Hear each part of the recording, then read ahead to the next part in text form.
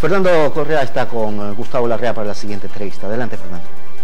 Gracias, Javier. Efectivamente vamos a dialogar con el doctor Gustavo Larrea, precandidato presidencial por el Movimiento Democracia Sí. Doctor, gracias por haber aceptado esta invitación al diálogo. Una precandidatura que no llama la atención, pero que sin embargo se suma a varias que ya se han anunciado en este momento. Pero ¿cuál es o cuál sería la diferencia entre su precandidatura, entre su propuesta, de lo que hasta este momento se ha dicho? Bienvenido, buenos días. Buenos días, Fernando, un gusto estar en Telerama. Y creo que lo central está en el sentido de urgencia y sensatez que el país requiere. Creo que no me gusta marcar diferencias, pero creo que es evidente que los liderazgos políticos del país le han venido dando la espalda al país, que en la Asamblea Nacional fueron incapaces de aprobar un proyecto de ley que permita o que obliga al que más tiene a contribuir frente a la crisis. Esta es la primera crisis de la historia del país, donde el que más tiene no ha contribuido con un solo dólar para enfrentar la crisis. Y esto no tiene sentido, más aún cuando varios líderes han dicho que para enfrentar la crisis se requiere solidaridad, generosidad, y el que más tiene más debe aportar. Pero en la realidad, en el Parlamento no se ha aprobado ningún proyecto de ley en esa dirección. Creo que esa es una diferencia clarísima. Creo que además, no solo en este caso, en todos los casos, el país requiere una reforma económica desde hace rato.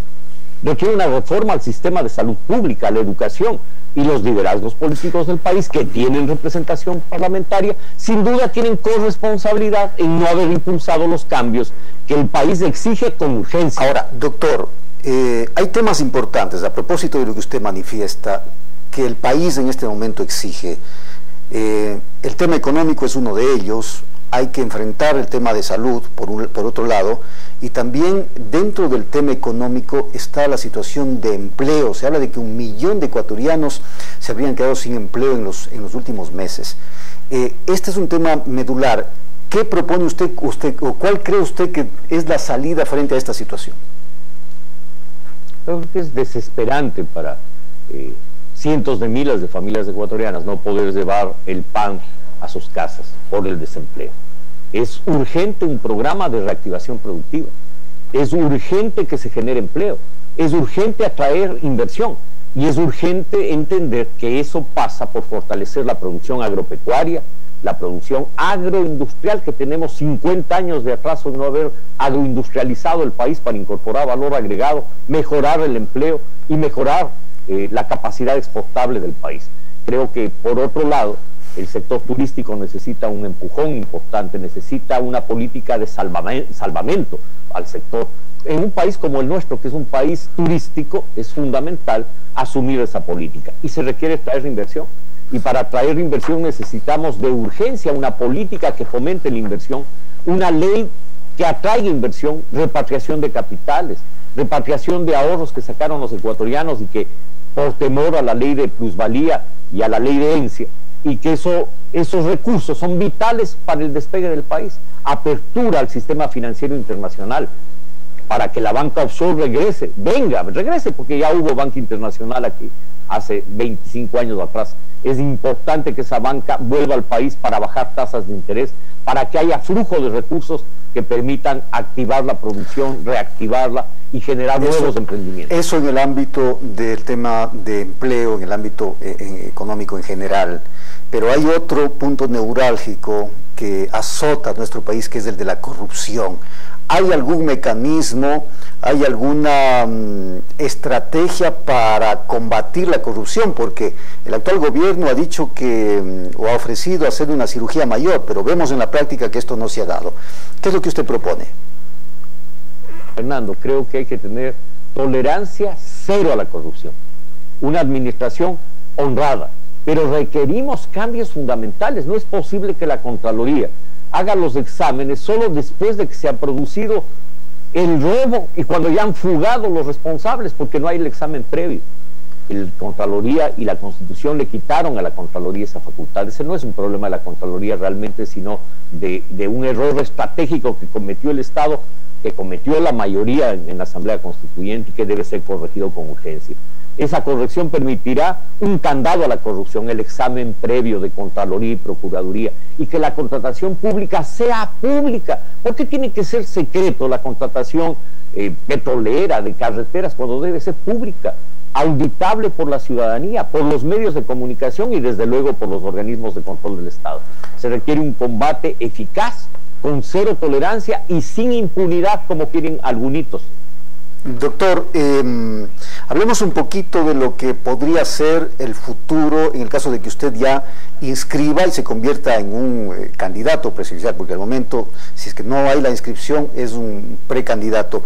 Entendemos que su designación fue a través de una convención nacional. ¿Ha pensado ya usted en quién sería su binomio, quién le acompañará como candidato a la vicepresidencia y cuál sería el perfil?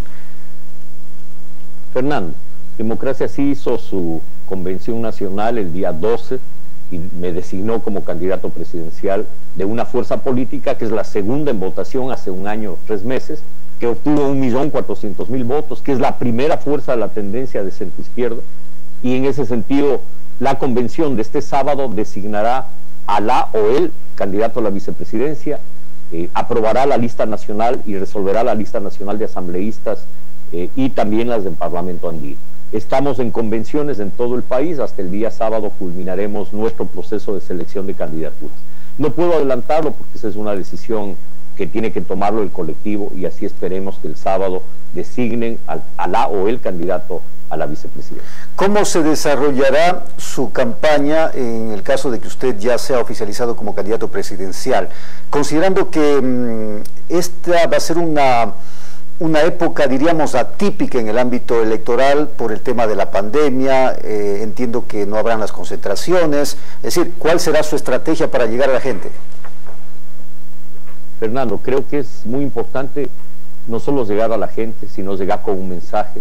No creo que deba ser una campaña, y nosotros haremos desde luego una campaña limpia de propuestas, no de insultos, no de agravios a nadie, y creo que ese debe ser el espíritu de esta campaña, que todos arrimemos el hombro para sacar nuestro país adelante.